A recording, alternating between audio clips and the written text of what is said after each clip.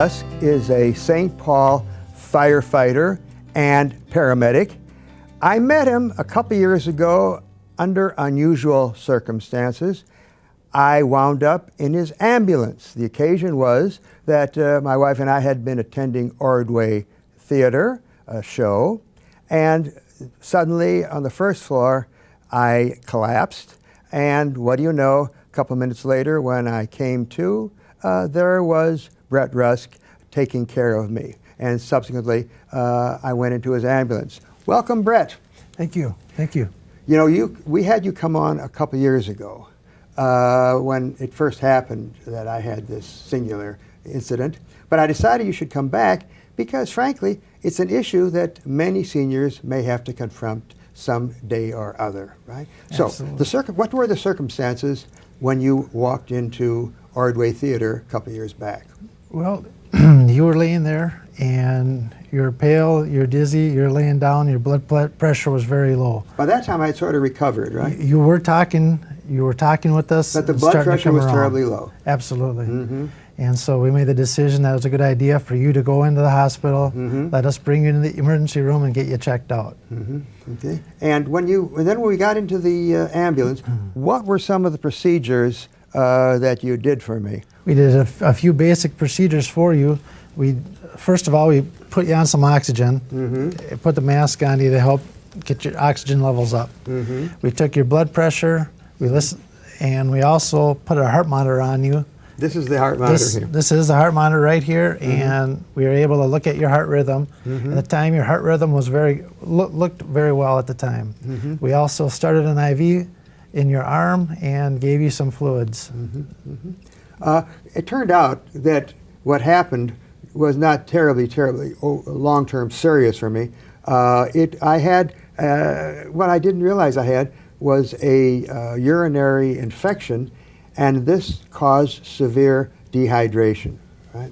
Right. Yeah. Right. So, what typically happens when you get a call? A 911 call comes, and how does it work out? The dispatcher, the family calls 911. What happens?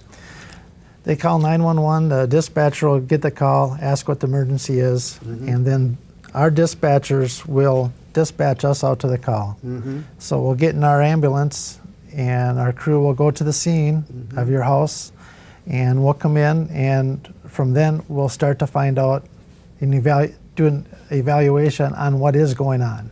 About typically how long might it take? Now, it was very quick when you came to the Ordway. I think, what was it, less than 4 minutes? Yes, yes. Average time is 4 minutes in St. Paul. It's just under 4 minutes in St. Paul. And this is reasonably typical of other parts of the Twin Cities as well, right? I mean, the ambulances come fast. Yeah, they get there usually in a quick manner, yeah. So you come into the home, and typically what are some of the major problems that seniors have that justify calling an ambulance? Right off the bat is heart attacks. A lot of people have heart attacks, strokes. There's also diabetic emergencies. There's a lot of seniors that have diabetic problems that need to watch their sugar levels. Trips, falls, any types of injuries. Anytime they're feeling sick, they just know that they're not feeling right. It's a lot better for them to call. Let's find out and do an evaluation to see if they should go to the hospital. Now, what's very important, of course, is that the senior should be prepared in terms of what? Telling you about your medications and so on. How does that work out? Absolutely. We need to know the medications that they currently take, and a good way for that is if they're not able to remember them or able to talk with us, to have them listed down already.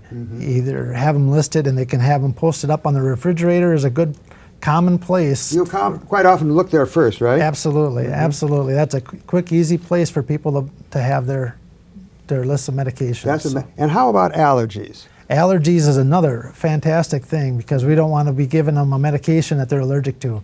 So having that listed on there along with their medications and their past medical history, and along with a contact number, maybe their family or children or parents or whoever, somebody that they can contact in case of emergency. Okay, the senior is living alone. The door is locked. The dog is barking. How can we handle this? There are a few different ways. Having a neighbor or a close friend that will have a key is a good way. That way we can, when they call 911, they can say, the door's locked, but my neighbor has a key. Or if they have a key somewhere, they can tell us where the key is at, and we can get it from there. How about the dog? The dog is another important issue. We see that quite frequently. We like to see them have the dog secured and maybe in a different room with the door shut. Because when we get there, even if it's a friendly dog, the dog's worried because there's strangers in the house and they don't know that we're there to help. The dog wants to protect you. Exactly, absolutely. Massive. We're there to help, but the dog doesn't know that. So the lights are out. Lights are out. It's fantastic if the light is on, especially out in the front. So when we pull up, we can see, if it's the middle of the night, if we can see the address on the house and see any obstructions coming up to it. So that's, well, you mentioned this point earlier, but I want to emphasize it. The senior will say, well, I'm okay. It's a little indigestion. No problem. I think I'll let it go. Well, a lot of times indigestion can turn out to be even something more. So a lot of times we'd much rather have you call and get checked out. Make the call. You don't mind if it's a false alarm in this case? You just want to make sure the senior is okay. Absolutely, absolutely. If we come there and if it's a false alarm, that's fantastic. We'd much rather see them feeling good than having to come later if it was something and it develops into something worse. So.